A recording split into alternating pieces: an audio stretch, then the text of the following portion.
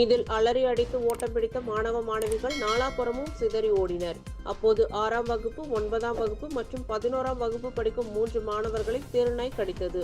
இதில் 3 மாணவர்களுக்கும் துணிகள் கிழிந்து உடலில் காயம் ஏற்பட்ட நிலையில் செங்கல்பட்டு அரசு மருத்துவமனையில் சிகிச்சை பெற்று வருகின்றனர். பள்ளி வளாகத்தில் மாணவர்களை துரத்தி வெறிநாய் கடித்த சம்பவம் செங்கல்பட்டு பகுதியில் பெரும் பரபரப்பை ஏற்படுத்தியுள்ளது.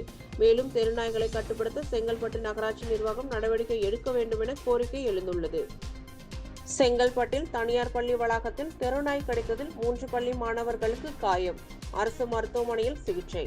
செங்கல்பட்டு பழைய பேருந்து நிலையம் அருகே அரசு உதவி பெறும் புனித சூசையப்பர் மேல்நிலைப் பள்ளி செயல்பட்டு வருகிறது. இந்த பள்ளியில் செங்கல்பட்டு சுற்றுவட்டார பகுதிகளைச் சேர்ந்த சுமார் 1500க்கும் மேற்பட்ட மாணவ மாணவிகள் பயின்று வருகின்றனர். இந்நிலையில் இன்று மதிய உணவு இடைவெளியின் போது மாணவ மாணவிகள் மதிய உணவு அருந்துவதற்காக பள்ளி வளாகத்தில் உள்ள மைதானத்திற்கு வந்துள்ளனர்.